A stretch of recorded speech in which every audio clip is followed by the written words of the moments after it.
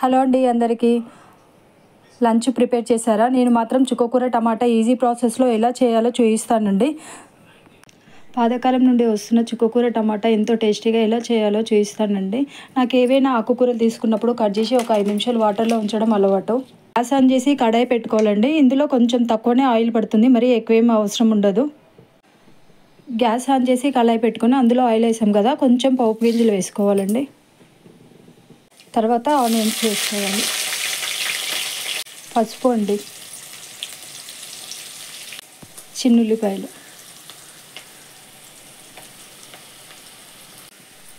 కరివేపాకు అండి, ఇది మా చెట్టుకే వచ్చింది.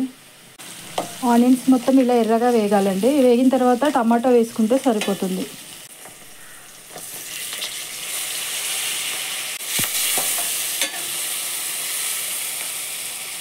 కొంచెం సాల్ట్ వేసి ఒక 5 మినిట్స్ మూత పెట్టుకోవాలండి.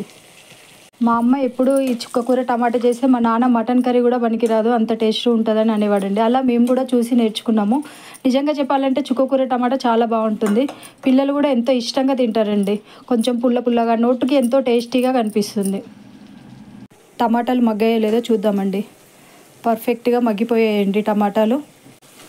ఇలా టమాటాలు అనేవి మంచిగా ఆయిల్లో మగ్గాలండి. ఎందుకంటే ఆకుకూర కదా, ఆకుకూరలో టమాటాలు కొంచెం కనపడకుండా ఉండాలంటే మంచిగా స్మాష్ అవ్వాలి మెత్తగా, అప్పుడే టేస్ట్ ఉంటుందండి. ఇప్పుడు చుక్కకూరని బాగా కడుక్కొని,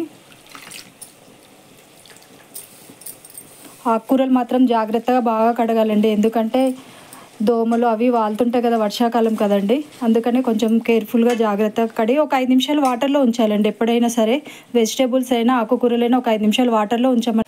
చిన్నప్పుడు అమ్మ చేసే ప్రతి ఒక్క వంట మనం పెద్ద అయిన తర్వాత ఇలా చేస్తుంటే మనకి ఎంతో హ్యాపీగా అనిపిస్తుంది కదండి. చిన్నప్పుడు అనుకునే వాళ్ళం, అబ్బాయి ఇంత టేస్టీగా ఎలా చేస్తారో, మనకు వస్తుందో రాదో అని. పెళ్ళి కాకముందు ఎన్నో ఆలోచిస్తాం, కానీ పెళ్ళి అయిన తర్వాత ఆటోమేటిక్గా అవే వచ్చేస్తుంటాయి కదండి. మీకు అలానే అనిపిస్తుందా? కామెంట్ బాక్స్లో కామెంట్ చేయండి. ఇంట్లో కారపొడి తక్కువగా తింటారండి, అందుకని కొద్దిగానే వేస్తున్నాను. మీరు టేస్ట్ తగ్గట్టు వేసుకోండి. నాది ఈరోజు వీక్ ఆఫ్ అండి. ఉన్న ఒక్కరోజు తొందరగా పని అయిపోవాలి అని చూస్తాము, కానీ టిఫిన్స్ అయిపోయేసరికి ఈ టైము మళ్ళీ ఫుడ్ ప్రిపేర్ చేయాలి. ఒక సైడ్ కర్రీ, ఒక సైడ్ రైస్ పెట్టానండి. ఇంక ఈ ఫుడ్ అయిపోగానే పిల్లలకి పెట్టి అంతేనండి, అయిపోయింది. ఎంతో టేస్టీ అయిన చుక్కకూర టమాటా. కొంచెం గ్రేవీ లాగా ఉంటేనే కర్రీ బాగుంటుందండి. ఇది చపాతీలో ఇంకా చాలా బాగుంటుంది. ఒకసారి ట్రై చేసి చూడండి.